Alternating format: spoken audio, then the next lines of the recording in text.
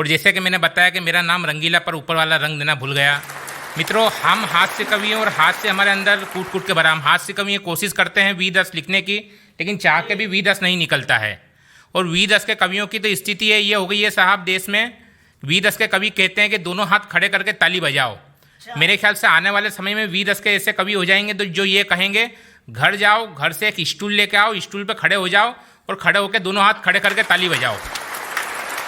मतलब कुछ कवि तो ऐसे हो गए अतुल जी जो ये बोलते हैं जब वी10 की कविता तो मुंह से शब्द कम निकलते हैं और थूक ज़्यादा निकलता है।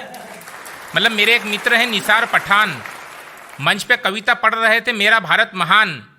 उनकी देश प्रेम की भावना से सदन का प्रत्येक व्यक्ति जुड़ रहा था, परंतु अफसोस उनके मुंह से थूक उड़ रहा था। माहौल इतना रसीला हो गया, सामने बैठा एक आदमी तो पूरा गीला हो गया। मतलब ये स्थितियां हो गई है साहब। इसलिए हम हास्य के कवि सबसे अच्छे होते हैं। और हम तो क्या, जब तक हमारा सीजन चलता है गणेश उत्सव नवरात्रि, जब तक हमारे पास अनाप शनाप पैसे होते हैं, वरना हमारे पास टोस के भी मांदे होते हैं। ये सच्चाई है साहब। अभी 6 महीने पहले मेरे को चिकनगुनिया हो गया। मेरे पिताजी ने 35,000 रुपये लगाए। अब ये कवि मित्र मेरे को देखने के लिए आए, मैं अस्पताल में पड़ा, मेरे पिताजी कुर्सी पे हाथ धर के बैठे खोपड़ी पे, क्योंकि 35,000 रुपये लगाए। अभी अतुल जी ने मेरे से पूछ लिया, मैं पलंग पे पड़ा, ग्लूकोज की बाटल चढ़ रही, इन्होंने मेरे से पूछ लिया, बोले कुलदीप भाई कैसा लग रहा है।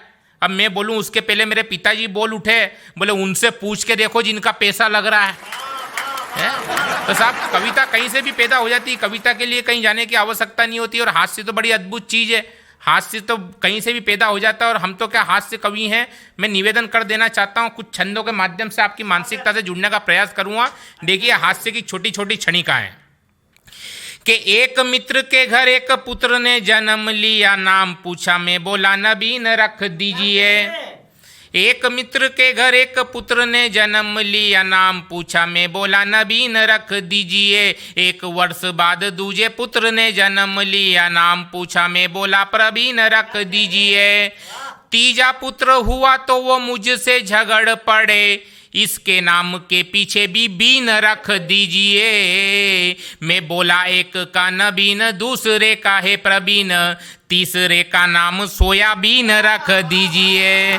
तीसरे का नाम सोयाबीन रख दीजिए। और एक नमूना और देखिए साहब, दुनिया में स्वार्थी लोग मिलते हैं, स्वार्थियों का एक नमूना कि एक लड़की वाले मुझे देखकर कहने लगे